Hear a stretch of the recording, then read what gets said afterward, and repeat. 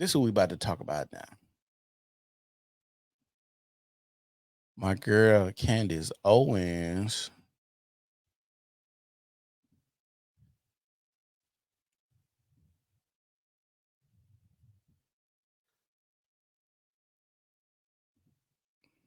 So let's play this. Honorably mention Shannon Sharpe. And by honorably, I don't actually mean honorably, because I'm just so sick and tired of this weird double standard that seems to exist in Black media, where they really throughout my entire career have rejected me, not wanted to have me on. She's not Black, Candace ain't Black. But then suddenly you have a candidate, a presidential candidate, who quite literally put on political blackface. We bust her in all of these lies, and nobody keeps that same energy. Like, what kind of Blackness are they actually guarding? Is it Blackness, or is it just the Democratic Party? That's what I'm beginning to wonder. So I want to show you, when I got fired earlier this year from a But see, this is what I want to know. Is part of your Blackness aligned with the Democratic Party? Like, if you were not Democratic, are you not Black anymore? Do they take that from you? Are you more blackity black if you vote Democratic all your life? Like, what is the criteria of your Blackness when it comes to voting? If you never been Democratic or never voted Democratic, are you like white? Are you like what's the nigga from what's the name of that dude that was in Dave Chappelle show? He was the black racist, but he was blind. Is it Tyrone Biggums? Are you like a Tyrone Biggums? We love Miss Lee said we love Candace. Daily Wire. There were so many Black hosts who were just like, oh yeah, I'm trying to work on my profanity. I'm sorry, y'all. Dancing on my grave, like thinking that I wouldn't be successful ever again, and making up all of these conspiracy theories. I like that about Candace. She said they trying to dance on my grave like I would never be successful again. And it's kind of like, have y'all not known what I worked to build? You got to be insane to not think that I would be where I'm at. And honestly, the reason Candace is big as she is, because she's really the only Black woman that holds this space, very articulate, can back up what she says, accepts all challengers to her ideals and ideologies. She's decent looking. I want to say this. I'm glad they got her hair, because Candace's hair was always jacked up. I will say that she never really kept her hair did, so now she's keeping her hair did a little bit more. But now they're like putting a lot of makeup on her. Like when I say a lot of, this is a lot of makeup on her face right now. And I think when it's more of what they call the natural beat, she's prettier to me. But right now she just looked like Fox and the Hound. Like that's what she looked like right here. Fox and the Hound, like with all that makeup on. I'm sorry, I shouldn't have said that. And one of them was that I somehow knew I was leaving the Daily Wire. I didn't. And that was the reason I had just done Joe Budden's podcast. Like, Joe Budden randomly shouted me out on his podcast. I instantly responded, and he had me on. There was no move there. There was nothing being planned. And then the same thing with the Breakfast Club. Like, I would have loved to do that show for years and never invited me. They just happened to invite me after I did the Joe Budden podcast. So I did two in a row. And then I leave the Daily Wire. And the next thing you know, they're trying to drum up some conspiracy about me, like trying to blackify myself, as if I have to do that. Spoiler alert, I'm already Black. I've been Black every single day of my life. I have not even taken a 10-minute recess. I have not been like, let me just chill for like 5 minutes and not be Black for a second. So it's so ridiculous and never warrants a response. But it does today, because I wanted you to compare and contrast Shay Shay's attitude when he addresses Blackness, when speaking about an actual Black person, and then when speaking to a person who's just wearing blackface. So here he is. Let's jog your memories about what Shannon Sharpe had to say about me following my exit from the Daily Wire. Take a listen. You know, when a woman starts hitting the long end words to her videos, following about me, she finna drop the bombshell. She ready to drop the bombshell when that inflection in the voice changes. You know, she got the, what they call it nowadays, the T. What the young people call it, the T. Sometimes, and it's happened before, people in our community forget that they're Black. And they try to appease a group of people that's probably never going to embrace them. And once they realize that, guess who's the first group to take them back?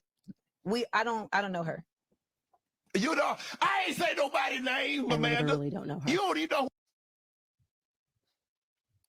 Now, I don't know if y'all know who this lady that Shannon Sharpe is talking to.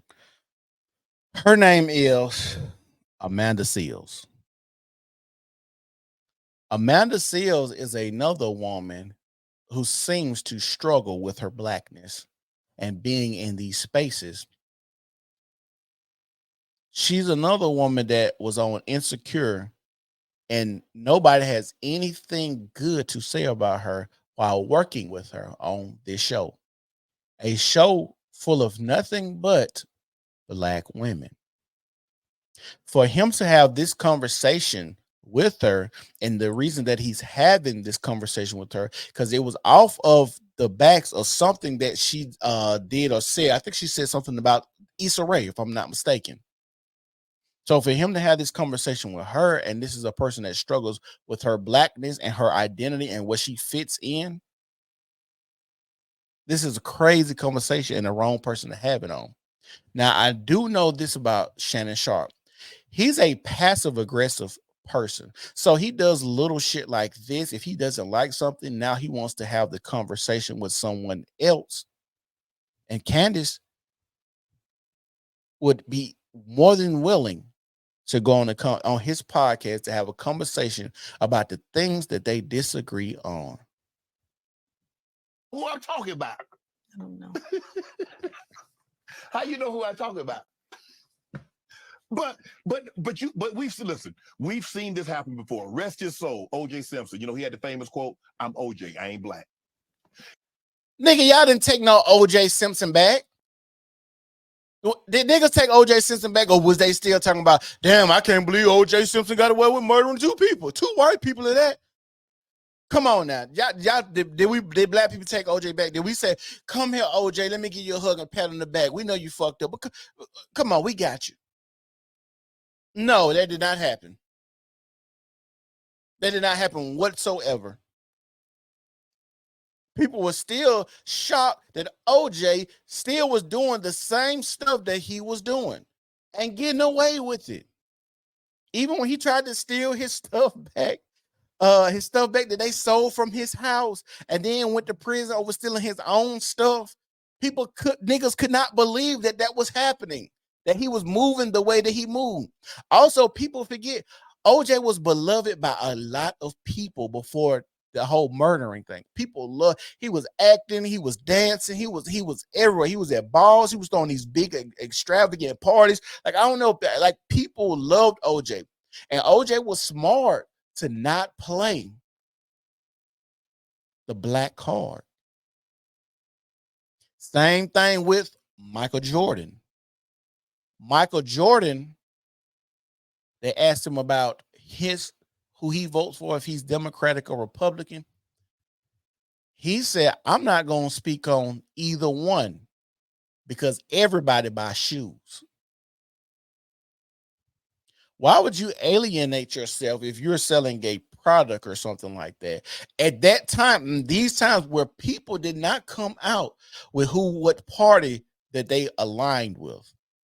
Today, you can make a lot of bank, a lot of moolah, aligning yourself to certain parties because now you know who's aligned with these parties and you know how to market yourself to these parties or to these people that align with these parties. Even Michael Jackson went through what he went through, rest his soul. Right. Even Kanye had to be reminded. And now Miss Kanye. Really, Kanye. Y'all mean to tell me I just still don't know nobody that just sits around and talk about Kanye like they used to talk about Kanye. Y'all took Kanye back. Put in the comment section, did black people take Kanye back? Yes or no? Did black people take O.J. Simpson back? Yes or no?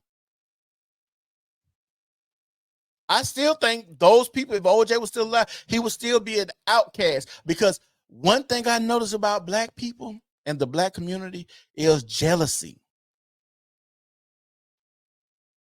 Black people love when you say stuff that outrages the majority of black people. They can't wait for you to walk out with shit on your face. They can't wait to rub it in. When Kanye did that with Adidas and lost that money, niggas was happy. They didn't accept Kanye. That's what he get. He all up on his high horse. He thought he was all that because he had money. Same talking points with OJ. It is the worst thing you can do right now is to be an everyday black person and try to align with being black, because we still have not gotten a pamphlet, a handbook, a commandment, or talking points that we all supposed to be on the same accord with, that we can see from at least a 10-year to 15-year span that these talking points is fruitful for the black community. We have not gotten that. The worst thing you could do is be out here talking about you pro-black, unless you're a Dr. Umar, a Brother Polite, your Young Pharaoh, those type of people that scam and take money from you. Just remember that. That's the worst thing you could do, is out here be all this pro-black shit. Let that shit go. Because niggas don't know if they coming or going. Owens, who, oh, I don't want no black pilots. I don't want this. I don't want that. And now we can't keep off our black media stations. When before she gave us her butt to kiss. Now, if I'm lying, if I'm speaking out of turn, people, y'all. Now, if y'all know Candace Owens' history, that's her claim to fame. Did Candace Owens ever give her butt to kiss? And the reason I'm asking it the same way he said it is because, from my understanding of Candace Owens, she was one of those people that tried to hold the black community accountable for all the shit that he was doing. I mean, all of the bad stuff that he was doing. Somebody has to be a voice and hold us accountable. And she wanted to take on that mantle to be that voice, and a woman at that, and a black woman at that, knowing the quote unquote sisterhood that a lot of black women like to talk about is based in fear. That's why so many people, especially the black women, try to bully her when she's talking about your Cardi B's and your WAP and rap music and how the women are out here dressing. She was talking about the killing that's going on in these neighborhoods and stuff like that. Why wouldn't somebody address those things and talk bad about those things? I'm confused, to say the least. Y'all correct me, but y'all know I'm telling the truth. No, you are literally not telling the truth. Nothing you are saying makes any sense. Again, every time I've been invited to go on a black podcast, I've gone on it. But because of people who have your attitude and decided that people that are conservative just don't deserve a platform, that I don't typically get invited. Like, it happened totally organically, did not happen, it had nothing to do. It happened before I left the Daily Wire. You would think he would have taken the opportunity to address Kamala Harris's genealogy, her ancestry, who actually in your family is black. Instead, he gives her a platform. Listen to Kamala Harris here, because like I said, she's kind of doing the slow wipe here, trying to pretend like she never said she was black, never said she was African American. And she provides an excuse for how she's not really black, but is black on the basis of her mother's definition of community. I know that sounds crazy because it is. Take a listen. My mother, she understood that there is a community that she wanted her children to be raised in. And she was very intentional and purposeful about that. And I'm gonna tell y'all something. If her mama told her that she wanted her to grow up in a community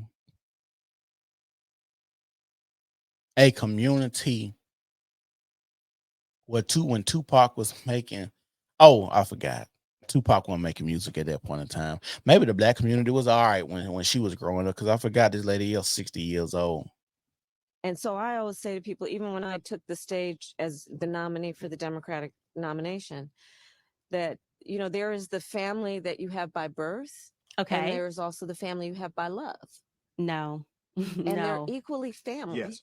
Right. No. And I learned that from my mother. No. So my mother, I had all these aunties and uncles.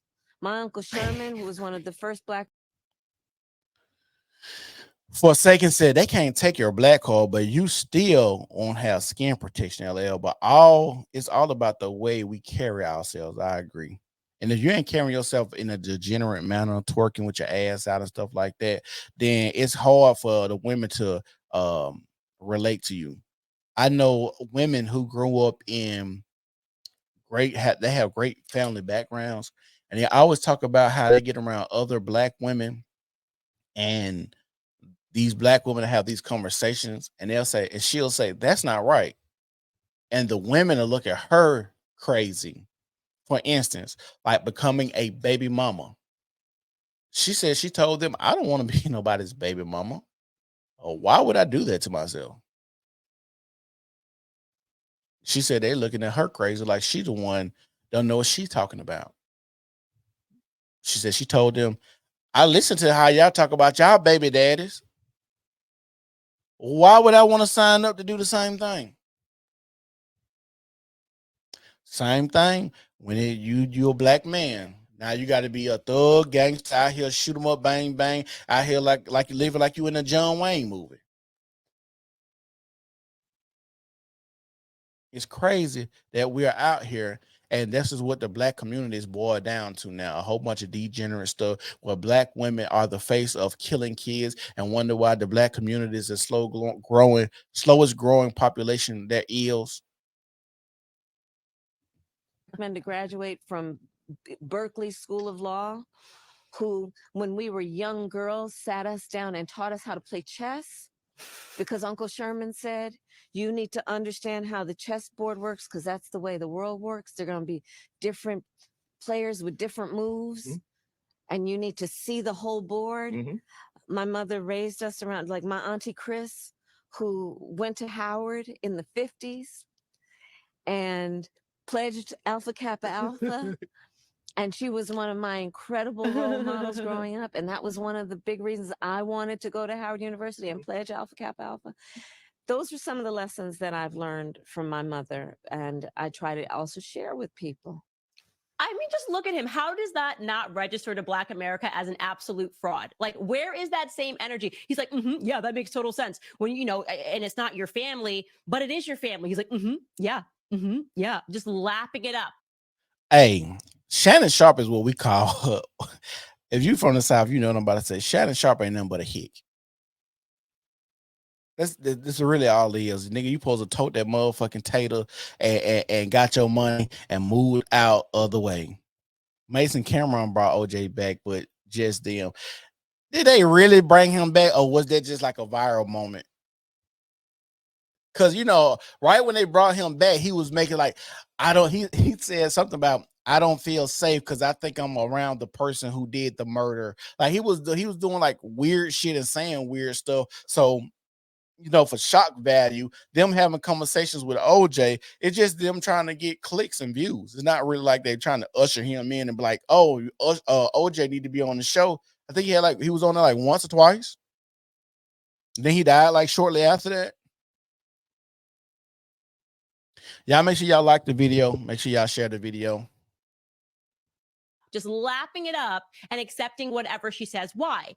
Because he doesn't have an original thought in his brain, and it's been mandated to him that the definition of Blackness is basically enslaving yourself to the Democratic Party, even when you have someone who is quite literally wearing blackface. And for clarity, in case you are just jumping into this series, every single person that she just named there, her auntie Chris, her uncle Fred, her aunt whatever, Shelly, none of those are her actual aunts and uncles. She admitted that in her book, if you read the fine print, that they weren't her actual aunts and uncles. But that's her experience with the Black community. And she's essentially saying to Shannon Sharpe, yeah, I'm going to keep black facing this because my mom told me it's cool. You're a disgrace. And I would be upset if I was Candace Owens too. Because how you feel about me could have easily been cleared up with a conversation. Have a conversation, get to know me. And that's all. A lot of this stuff can be cleared up, and your viewpoints could have been cleared up, and how you feel about certain things with just conversation.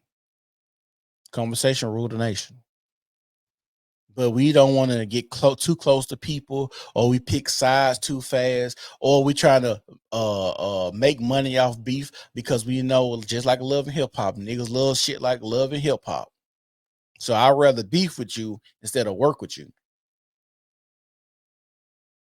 You want to get the clicks and the views. You want to be part of the mess. But like I said, Shannon Sharpe does this thing where now you feel a ways about Candace Owens, but you want to take this conversation up and then try to act like, oh, I'm not being messy. Like you're going to have the conversation with Amanda Seals, not mention her name.